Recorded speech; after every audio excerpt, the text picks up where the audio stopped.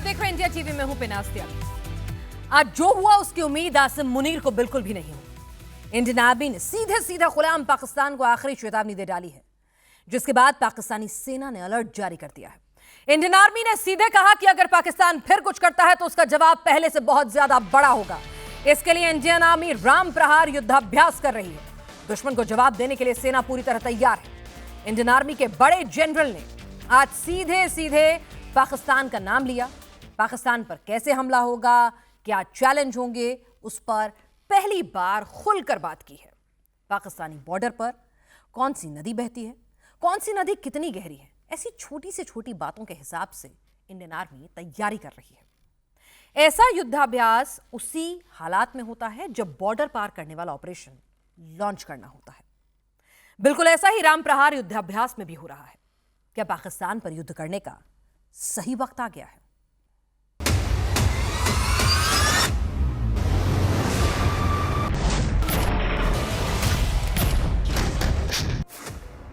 पाकिस्तान पर कैसे हमला होगा, इंडियन आर्मी ने ट्रेलर लॉन्च कर दिया। इस डिवीजन का मेन मकसद पाकिस्तान के इलाके में घुसकर वहां पर दुश्मन को बर्बाद कर और वहां पर ऑब्जेक्टिव्स पर कब्जा करना है। तो ये पूरी ट्रेनिंग और ये पूरी एक्सरसाइज उस ऑब्जेक्टिव को हासिल करने के लिए है। इंडियन आर्मी को पता है पाकिस्तान का इलाज क्या है।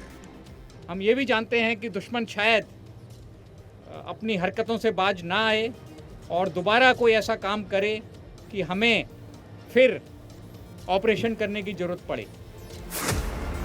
युद्ध से पहले विजयी आशीर्वाद मिल गया है।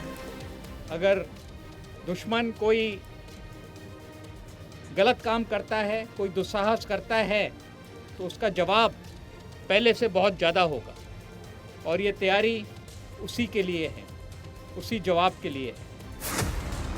पाकिस्तान पर इंडियन आर्मी का राम प्रहार शुरू। कोई भी काम शुरू करने के पहले सबसे ज़रूरी होता है माँ का आशीर्वाद लेना। तो हम मानते हैं कि गंगा माँ का आशीर्वाद हमारे साथ है, जिस काम के लिए हम तैयारी कर रहे हैं। Thank you very much. Pakistan को चेतावनी देती ये आवाज है लेफ्टिनेंट जनरल मनोज कटियार की, जिनके कमांड में सबसे बड़े युद्ध की आखिरी फेज की तैयारी चल रही है। इसके आगे युद्ध होगा।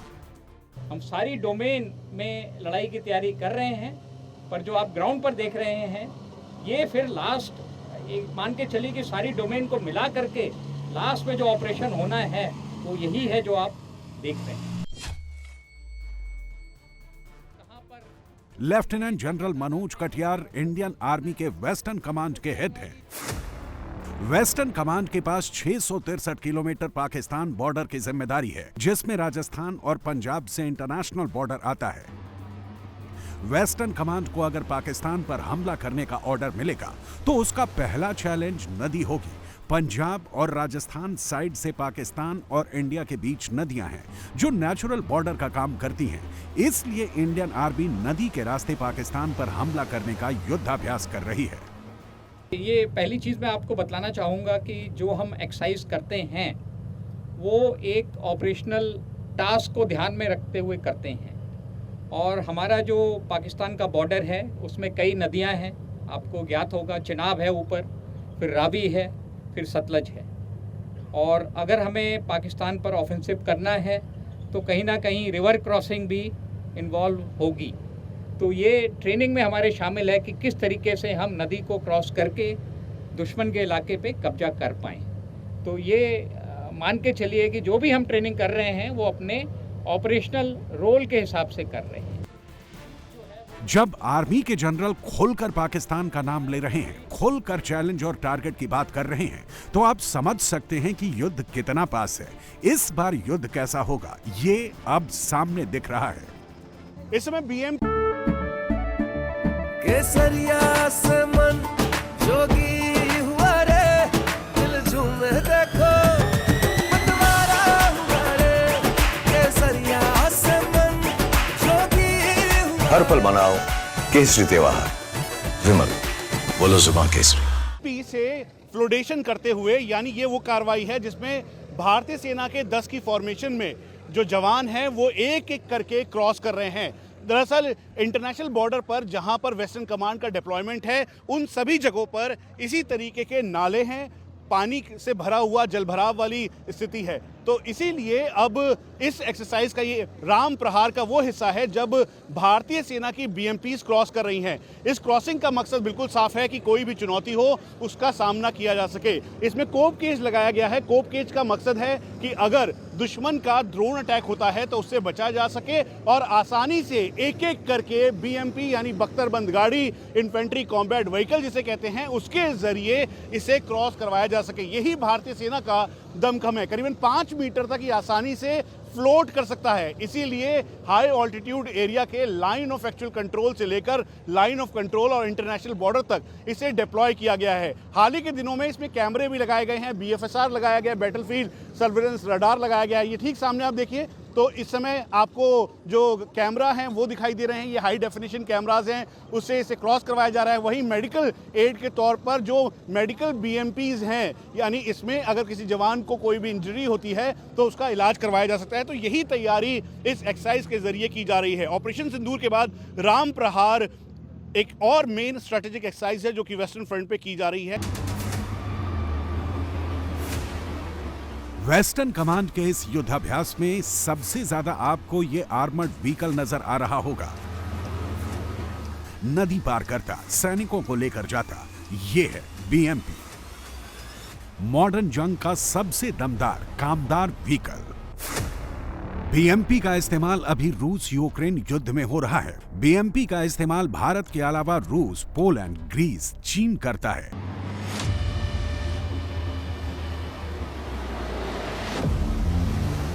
ये वर्ल्ड का सबसे भरोसेमंद आर्मर्ड व्हीकल है जिसमें anti air gun, anti tank missile fit कर सकते हैं। जवानों को ट्रांसपोर्ट करने का सबसे सुरक्षित वाहन है। मई में पाकिस्तान के खिलाफ लड़ाई में बीएमपी बहुत काम आया था। हम आपको बता दें कि ऑपरेशन सिंदूर के वक्त इसने लॉजिस्टिक और ट्रूप मूवमेंट के लिए बहुत ही इंपॉर्टेंट काम किया।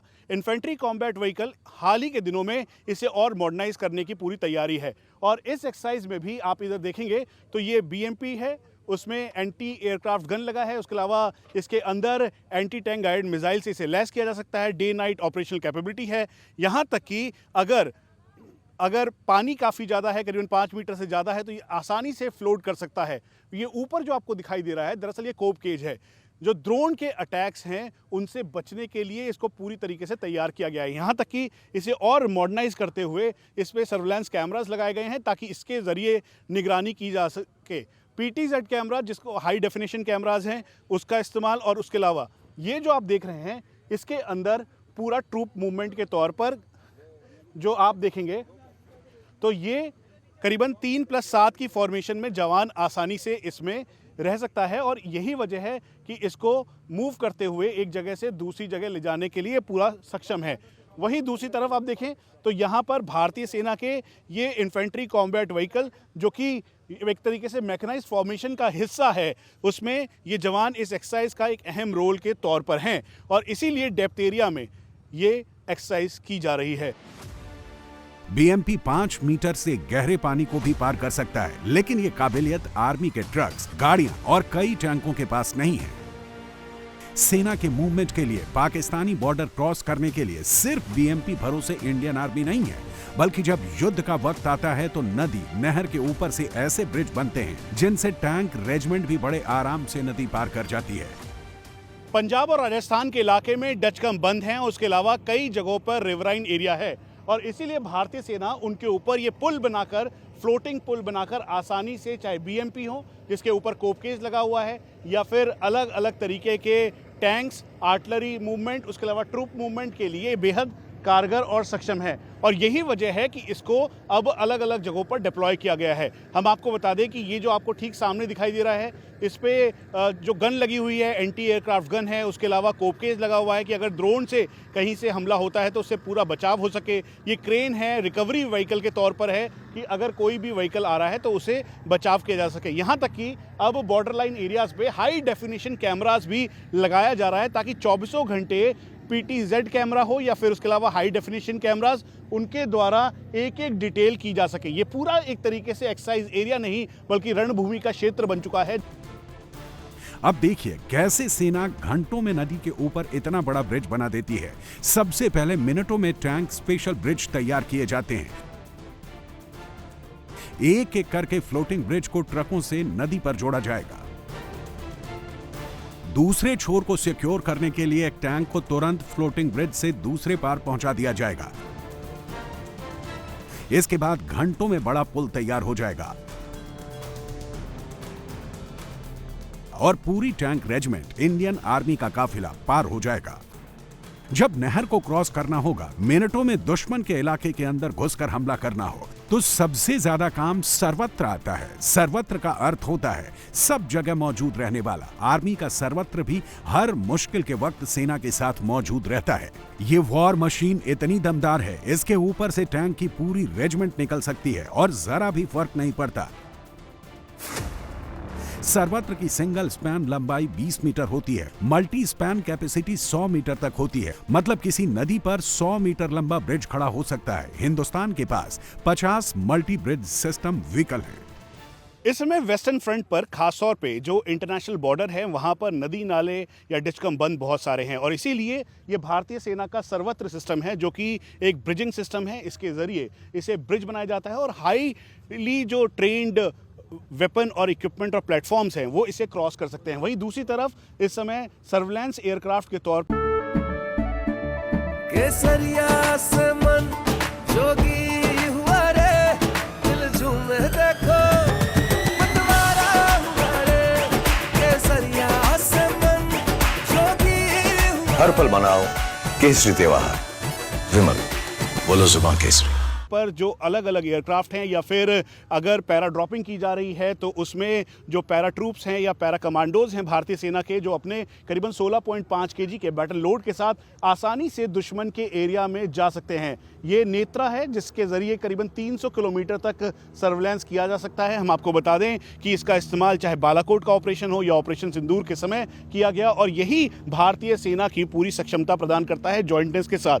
अब ठीक सामने सर्वत्र ब्रिजिंग सिस्टम है जिसके जरिए नदी को क्रॉस करने के लिए या अगर पानी का कोई रिवराइन एरिया है उसे क्रॉस करने के लिए इस पे से आसानी से BMP चले जाए, टैंक चले जाए, आर्टिलरी मूवमेंट हो, इसके लिए पूरी तैयारी की जा रही है। वहीं दूसरी तरफ जैसे आप डिस्कम बंद देखते हैं ठीक वैसे ही दूसरी तरफ आप देखेंगे तो यहाँ पर अलग अलग मोर्चे तैयार किए गए हैं। पेट्रोलिंग टीम पूरी तरीके से पेट्रोल कर रही है ताकि इस मौके का मुआयना किया जा सके। टैंक्स आर्मर्ड के जो यानी टैंक्स हैं T90 या T72 उनको आगे भेजा जा सके। हाल ही के दिनों में मॉडर्नाइजेशन के तौर पर अब लाइट टैंक जोरावर को भी भारतीय सेना में इंडक्ट करने की तैयारी है और यही वजह है कि इस समय सीधा ये वेस्टर्न कमांड की एक्सरसाइज राम प्रहार हम आपको उस जगह से दिखा रहे हैं जो कि एक स्ट्रेटेजिक इन डेप्थ एरिया है। आपने एक बात शायद गौर नहीं की होगी, युद्धाभ्यास में जो BMP है वो आर्मी ट्रक है, टैंक है। सब पर Z लिखा हुआ है, सफेद रंग से बड़ा बड़ा Z, जिसको दूर से आराम से पढ़ा जा सकता है। ये Z आर्मी की सिंगल कोड है। जब भी जंग होती है तो सेनाएं एक दूसरे पर टूट पड़ती हैं।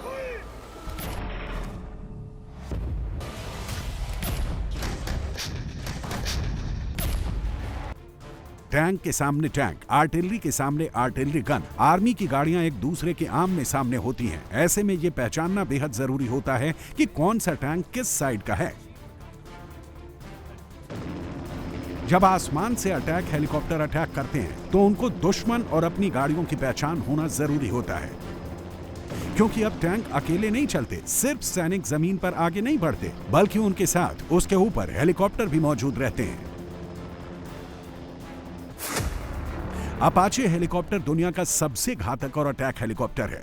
अपाचे 300 किलोमीटर प्रति घंटे की स्पीड से उड़ सकता है। अपाचे की कॉम्बैट रेंज 480 किलोमीटर तक है। इस अटैक हेलीकॉप्टर में hell missile, ATAS missile, AGM-65 missile और स्पाइक मिसाइल भी लग सकती है। साथ में Hydra 70 mm air to ground rocket, CRV-7 rocket, AP के WS-70 mm रॉकेट फिट रहते हैं। इसके अलावा ट्विन स्ट्रिंगर मिसाइल सिस्टम भी अपाचे में लगाए जा सकते हैं। जब जंग होती है तो अटैक हेलीकॉप्टर दुश्मन के अंदर घुसकर हमला करते हैं। बॉर्डर क्रॉस करने का ऑपरेशन होता है। ऐसे में कम्युनिकेशन बनाए रखना सबसे बड़ा चैलेंज होता है। इंडियन आर्मी ने बीएमपी में अपाचे कंट्रोल सेंटर बना दिए हैं। दुश्मन के एरिया में जाकर अपाचे पायलट को सही और सटीक जानकारी देते हैं कहां पर हमला करना है। पूरा कम्युनिकेशन सेंटर अब सेना के साथ चलता है।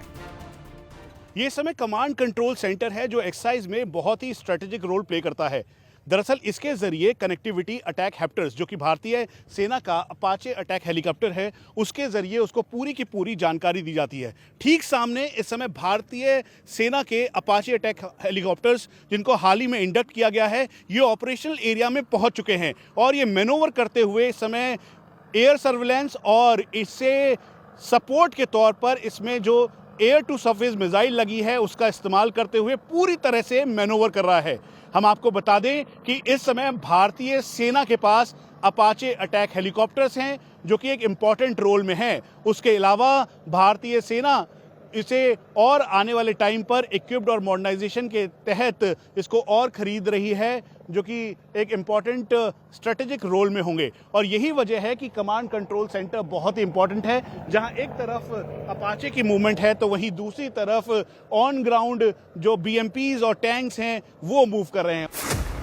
भारत के पास 25 अटैक अपाचे हेलीकॉप्टर हैं, जिसमें एयरफोर्स के पास 22, आर्मी के पास 3 आर्मी के लिए अपाचे हेलीकॉप्टर और आने वाले हैं। इंडियन आर्मी सबसे घातक हमले के लिए तैयार है।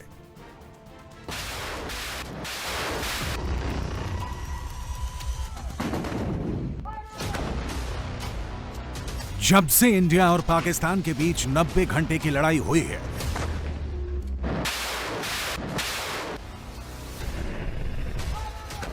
जब से प्रधानमंत्री मोदी ने ऑपरेशन सिंदूर जारी रहने का ऐलान किया है, तब से इंडियन आर्मी का युद्धाभ्यास करने का तरीका बदल गया है।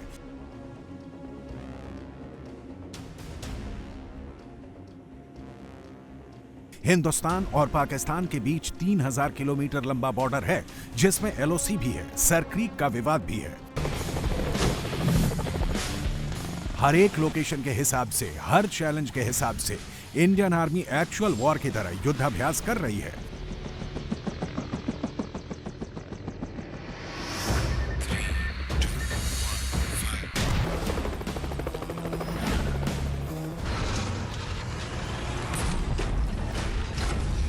भारत और पाकिस्तान के बीच फुल स्केल वॉर 1971 में हुई थी, जब इंडियन एयरफोर्स, इंडियन नेवी और इंडियन आर्मी ने 2 फ्रंट में युद्ध लड़ा था।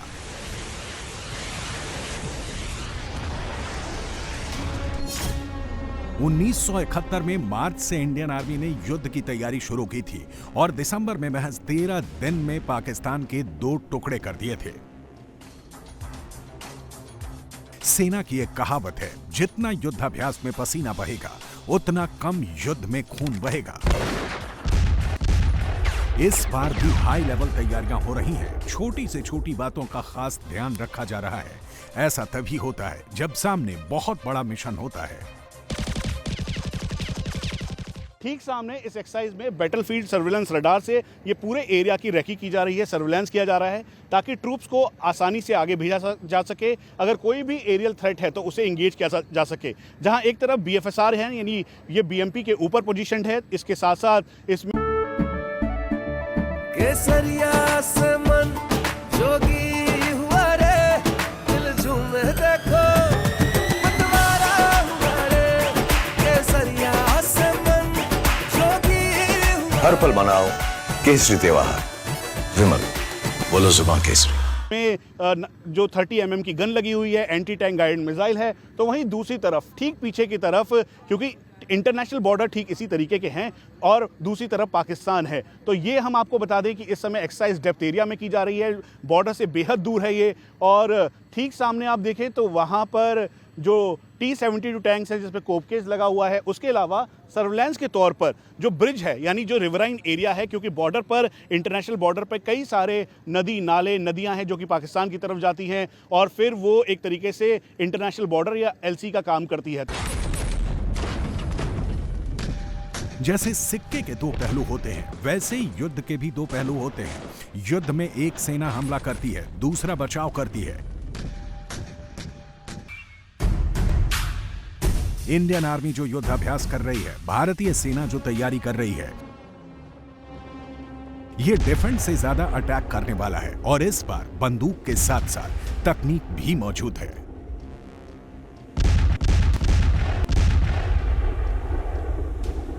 इस समय ऑपरेशनल कैपेबिलिटी को लेकर आप अलग अलग जगह विजिट किए, जिसमें आर्मी चीफ भी थे, वहाँ पर हमने अश्मी प्लाटून और बाकी भी देखा। तो इसको देखते हुए इस एक्सरसाइज के माध्यम से इस एक्सरसाइज में कैसे आप ऑपरेशनल कैपेबिलिटी को एनहेंस करते हुए आधुनिक इक्विपमेंट प्लेटफॉर्म्स का इस्तेमाल करें, अगर वो आप बता सकें। और साथ में जो मॉडर्न या मल्टी डोमेन जो वॉरफेयर है, उसके लिए क्या तैयारी है? नहीं, बहुत अच्छा सवाल है आपका, क्योंकि टेक्नोलॉजी एक तरह से युद्ध का जो पूरा प्रारूप है, स्वरूप है, उसको बदल रही है। और आपने अश्नी प्लाटून की बात की, हमने अश्नी प्लाटून्स को सारे जो सर्विलेंस ड्रोन मुहैया कराए हैं, जिससे कि सर्विलेंस में बहुत मदद मिलती है।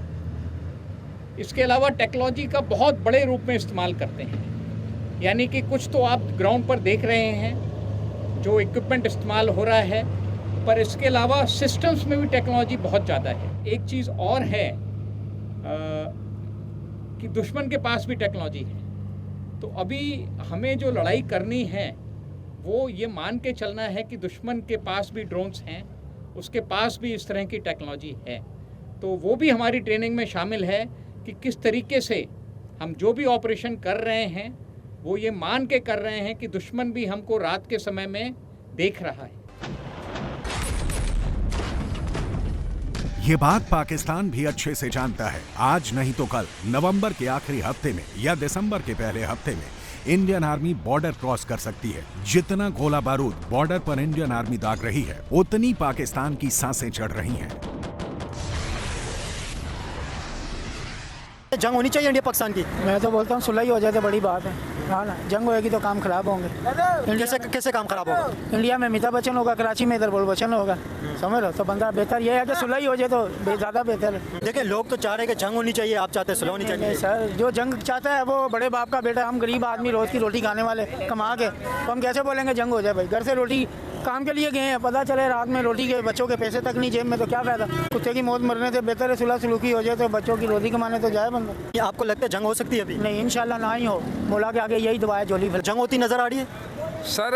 अगर होगी तो नुकसान बहुत बड़ा होगा, क्योंकि दोनों तरफ से जंग है। उधर अफगानिस्तान है, इधर हिंदुस्तान है, पाकिस्तान को उलझाया जा रहा है और कुछ भी नहीं। दोनों मुल्कों के जो ब्यूरोक्रेट है ना, वो नहीं चाहते कि अमन हो या ये सुलह हो। क्यों नहीं चाहते जंग क्यों चाहते हैं और अमन क्यों नहीं चाहते? ये तो भी अभी नहीं बता सकते हम। जंग कोई नहीं चाहता। नहीं, लोग चाहते हैं, लोग तो कह रहे हैं जंग होनी चाहिए, एटॉमिक बम जंग होनी चाहिए, लोग तो ये बातें कर रहे हैं। एटॉमिक जंग हो गई, अभी लोगों को अंदाजा नहीं है ना एटॉमिक जंग से होता क्या है। यही बात है ना, लोग तो कह रहे हैं जंग होनी चाहिए, ऐसी अजीब अजीब बातें करते हैं लोग। तक जापान में, चाइना में 5 बच्चे पैदा होते हैं, और वो भी 1945 का एटॉमिक बम था। एटॉमिक का ऐसा होता है कि कोई हाथ से बगैर लूला पैदा होगा, कोई टांग से, ऐसे बच्चे पैदा होते हैं। एटॉमिक जंग कोई पूरी दुनिया में कोई भी नहीं चाहता है। नहीं, पब्लिक चाहती है, पाकिस्तानी लोग तो चाहते हैं जंग होनी चाहिए। नहीं, पाकिस्तानी पब्लिक अगर चाहती है तो पागल है वो। पाकिस्तान का डरना वाजिब भी है, क्योंकि इस बार जो तैयारी इंडियन आर्मी कर रही है, जिस तरह से युद्ध नीति बन रही है, जिस तरह से सेना एक एक पॉइंट पर काम कर रही है, वो बताता है कि युद्ध ऐसा होगा जैसा पाकिस्तान ने कभी नहीं सोचा होगा।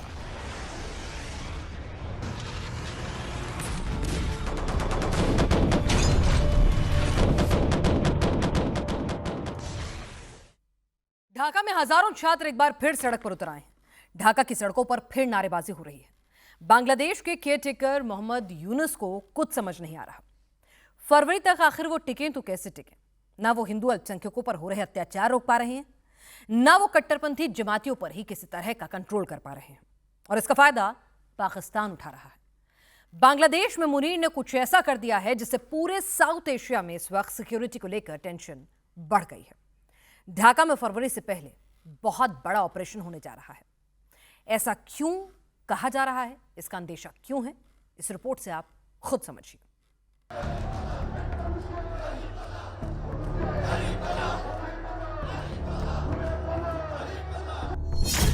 बांग्लादेश का तेजी से पाकिस्तानीकरण हो रहा है।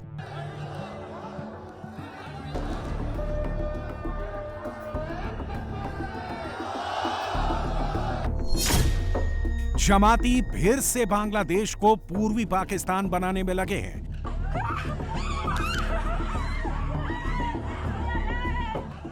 अल्पसंख्यक हिंदुओं पर हमले बढ़ गए हैं, उनकी प्रॉपर्टी छीनी जा रही है, लाठी डंडों से लैस जमाती हिंदुओं के घरों पर कब्जे कर रहे हैं। बांग्लादेश में आग लगी हुई है, सड़कों पर हंगामा मचा हुआ है, शहर शहर इमारतें जलाई जा रही हैं। बांग्लादेश में आग के शोले उठ रहे हैं। शेख हसीना को फांसी सुनाए जाने के बाद ढाका में बमबाजी हो रही है। बांग्लादेश के केयरटेकर मोहम्मद यूनुस चारों तरफ से घिर गए हैं। जिस छात्र आंदोलन की भीड़ के पीछे वो शेख हसीना को हटाकर सत्ता में आए, अब उन छात्रों की पार्टी एनसीपी भी सड़कों पर है। शेख हसीना की अवामी लीग उन्हें सड़कों पर मुंह तोड़ जवाब देने की कोशिश कर रही है। मोहम्मद यूनुस के समय में अगर किसी की ताकत सबसे ज्यादा बढ़ी है तो वो कट्टरपंथी जमाते इस्लामी पार्टी है, जिनके जुल्म सितम के खिलाफ बांग्लादेश का हिंदू भी सड़कों पर है। बांग्लादेश में मुस्लिम भी अब यही कह रहे हैं कि मोहम्मद यूनुस केयर टेकर के तौर पर पूरी तरह से फेल रहे हैं। But as a citizen or as an lawyer of the highest constitutional court, my statement would be that the peoples are frustrated again to see the performance of present government. Not a single reform was done. Mohammad Yunus ने बांग्लादेश को फिर से पूर्वी पाकिस्तान बनाने के चक्कर में पूरे देश को हिंसा, आग और उपद्रव में झोंक दिया है।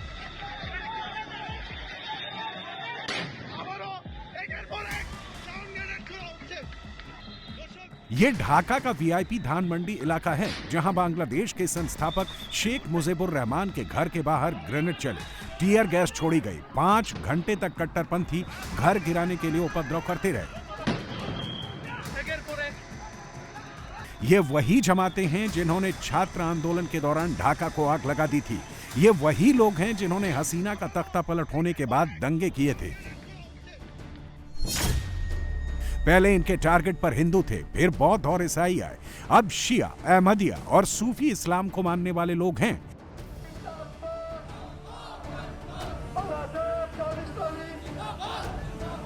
ये वही पैटर्न है जो 1947 से अब तक पाकिस्तान में चल रहा है। पाकिस्तान के कट्टरपंथी मौलानाओं को लगातार यूनुस सरकार ढाका बुला रही है, उनके लेक्चर करा रही है। आज जरूरत है, वरना मुसलमान पिटता रहेगा। अब हम नई दुनिया में, हमने आगे जाना है। माजी का रोना नहीं पीटना, हमने अपने नए मुस्तकबिल को तराशना है, उसको संवारना है और एक दूसरे के लिए सहारा बनना है। एक रिपोर्ट के मुताबिक बदलता बांग्लादेश तेजी से इस्लामी कट्टरपंथ का गढ़ बनता जा रहा है। ये वही इस्लामी उन्मादी हैं जिन्होंने बांग्लादेश की आजादी के नायकों की मूर्तियां तोड़ दी हैं। वो आजादी के नायकों के निशान मिटा रहे हैं ताकि धर्म की आड़ में इस्लामी कट्टरपंथ लोगों के दिमाग में भरा जा सके। रिपोर्ट के मुताबिक बांग्लादेश में वहाबी विचारधारा का प्रचार बहुत तेजी से बढ़ रहा है।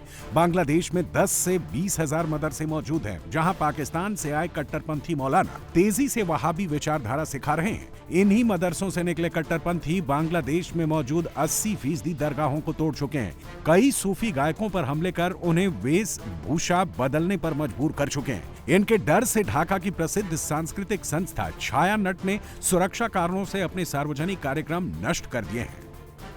मोहम्मद यूनुस की कमजोरी का फायदा उठाकर जमातियों ने अल्पसंख्यकों पर जुल्म की इंतहा कर दी है।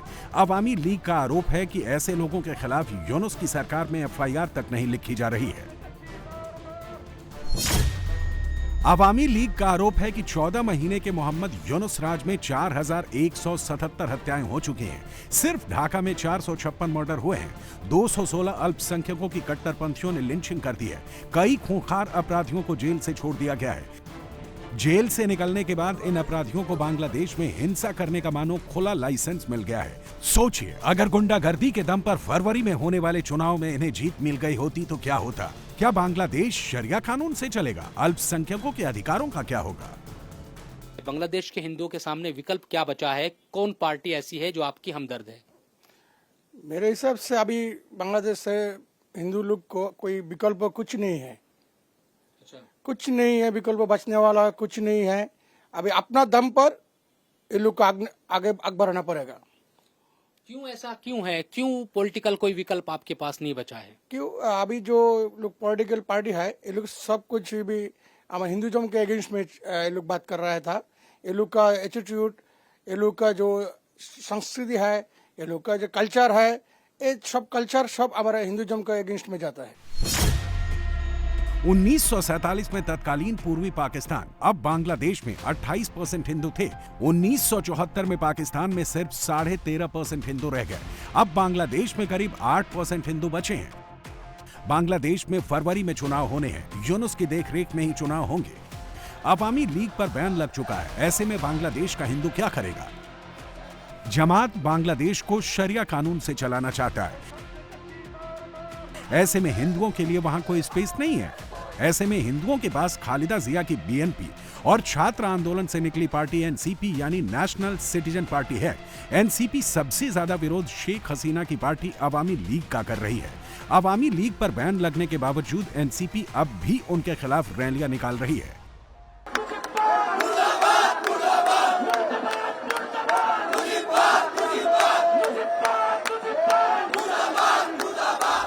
छात्रों की पार्टी एनसीपी डिमांड कर रही है कि फरवरी में चुनाव से पहले शेख हसीना को फांसी दी जाए। मैं इस वक्त बांग्लादेश की राजधानी ढाका में मौजूद हूँ और ये जो प्रदर्शन आप देख रहे हैं ये एनसीपी का प्रदर्शन है। आज शेख हसीना के खिलाफ यहाँ प्रदर्शन किया जा रहा है। अवामी लीग के खिलाफ लोग सड़कों पर उतरे हैं। पूरा जो ढाका का ट्रैफिक है, देखिए जहाँ तक आपकी नजरें जाएगी इसी तरह से लोगों से सड़कें भरी हुई है। ट्रैफिक रोक दिया गया है और तमाम जो यूथ है वो सड़कों पर नजर आ रहा है। इससे पहले भी हमने देखा है कि लगातार जो प्रदर्शन है बांग्लादेश की राजधानी में वो होते रहे हैं। लोग पोस्टर लिए हुए यहाँ पर खड़े हैं और ये लोग डिमांड कर रहे हैं कि शेख हसीना को वापस लाया जाए, उनको फांसी दी जाए। इसके साथ साथ अवामी लीग से जुड़े हुए जितने भी लोग हैं जो बांग्लादेश में इस वक्त अंडरग्राउंड है उनको खोजा जाए, उन पर मुकदमा चलाया जाए, उनको भी सजा दी जाए। ये तमाम जो लोग हैं वो सड़कों पर उतरकर ये मांग करते हुए नजर आ रहे हैं। एनसीपी की बात अगर मैं आपको बताऊं तो एनसीपी जो नेशनलिस्ट सिटीजन पार्टी है बांग्लादेश में अभी नई बनी है और इसमें ज्यादातर वो लोग शामिल हैं जिन्होंने शेख हसीना के खिलाफ प्रदर्शन किया था और इसमें आपको बहुत सारे जो यूथ है वो दिखाई देंगे।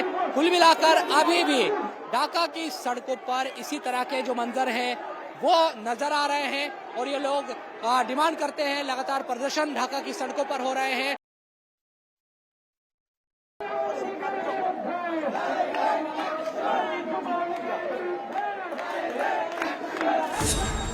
एनसीपी भले ही छात्रों की बनाई पार्टी है, लेकिन तस्वीरें बता रही हैं कि अब इसकी कमान धीरे धीरे इस्लामिक विचारधारा के लोगों के हाथों में जा चुकी है। छात्र सिर्फ भीड़ का हिस्सा हैं, लीड कोई और कर रहा है।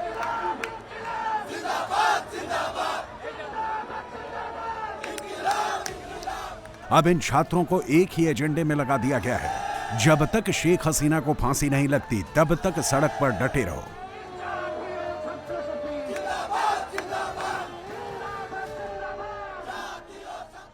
क्यों प्रदर्शन हो रहा है ये प्रोटेस्ट जब शेख हसीना यहाँ है नहीं?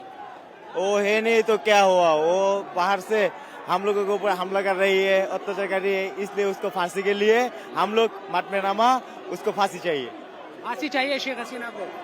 ये तमाम मैं देख रहा हूँ कि यूथ है आप लोग और कहाँ मतलब कब तक इस तरह से प्रदर्शन होगा? क्योंकि जब तक उसको फांसी नहीं होगा हम रास्ते पे रहेगा। इसी तरह प्रदर्शन करेंगे? इसी तरह हर वक्त। आपका नाम क्या है? अच्छा, क्या डिमांड आप लोगों की है? क्या चाहते हैं आप शेख हसीना को? देखिए शेख हसीना तो फैसिस्ट है और इंटरनेशनल ट्राइब्यूनल में उनका राय दे दिया, तो हम लोग चाहते हैं कि इंडिया उनको हमारे देश में दे दीजिए और इसका राय जो है वो हो जाए। क्या चाहते हैं आप लोग? क्या चाहते हैं? আমরা চাই শেখ হাসিনার ফাঁসি চাই। আমরা শেখ ফাঁসি চাই। খুনি হাসিনার এবং কামালের শুধু একার ফাঁসি চাই না। बांग्लादेश में अगले साल फरवरी में चुनाव होने हैं। बांग्लादेश में 350 सीटें हैं, जिनमें 50 सीटें महिलाओं के लिए रिजर्व हैं। जिन 300 सीटों पर चुनाव होने हैं, उनमें 30 से 50 सीटें ऐसी हैं जहां हिंदू वोटर हार जीत तय करते हैं। यहां के हिंदू शेख हसीना की पार्टी अवामी लीग के कोर वोटर रहे हैं। इसके अलावा उनकी दूसरी पसंद कई पार्टियों के गठबंधन से बनी जातीय पार्टी और बेगम खालिदा जिया की बीएनपी रही है। बीएनपी ने इस बार सिर्फ 2 हिंदुओं को टिकट दिया है। ऐसे में जब फरवरी में चुनाव होंगे तो बांग्लादेश के हिंदू किसे वोट करेंगे? हम लोग किसको वोट डालेगा अभी तक बात हिंदू लोग को समझ में नहीं आता है। तो फिर हम लोग सोचता है जो कभी भी एक हिंदू पार्टी है तो हिंदू का कोई पॉलिटिकल पार्टी है, हम लोग एकजुट होके हिंदू पार्टी को जो वोट डालेगा तो दूसरा आदमी को मालूम पड़ जाएगा कि हमारा कितना यूनिटी है, कितना हमारा पावर है, हमारा वोट बैंक कितना है। मेरा सोच में यही आता है कि हम लोग हमारे बांग्लादेश के हिंदू लोग को समझ के एक हिंदू जो पॉलिटिकल पार्टी है, जैसा हम लोग सनातन पार्टी है, हिंदू का पॉलिटिकल पार्टी है, लड़ेंगे आप लोगों की पार्टी चुनाव लड़ेंगे? चुनाव लड़ने का इरादा है। अभी तो डिसीजन नहीं लिया, अभी सिचुएशन का डिपेंड करेगा। यूनुस के केयर टेकर बनने के बाद बांग्लादेश में हिंदुओं पर 1300 अटैक हो चुके हैं। 160 मंदिरों को तोड़ दिया गया है। 30 हिंदुओं की टारगेट किलिंग हो चुकी है। बांग्लादेश में जमातियों के निशाने पर सबसे ज्यादा हिंदू हैं।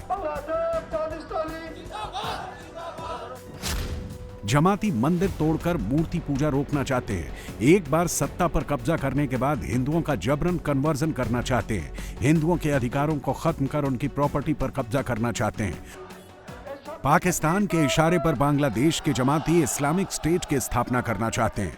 अगर बांग्लादेश में कोई हिंदू अधिकारों की बात करता है तो एक सेट पैटर्न के तहत उसे भारत का दलाल बोलकर दबाव बनाया जाता है। बीएनपी एवं जमात जाराई बोलन ना क्यों?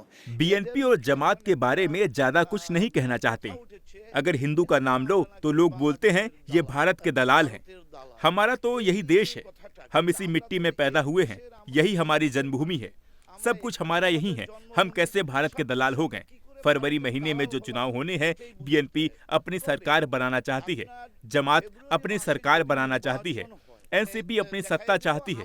हमारा मन है हम चुनाव के लिए अपनी पार्टी का गठन करें।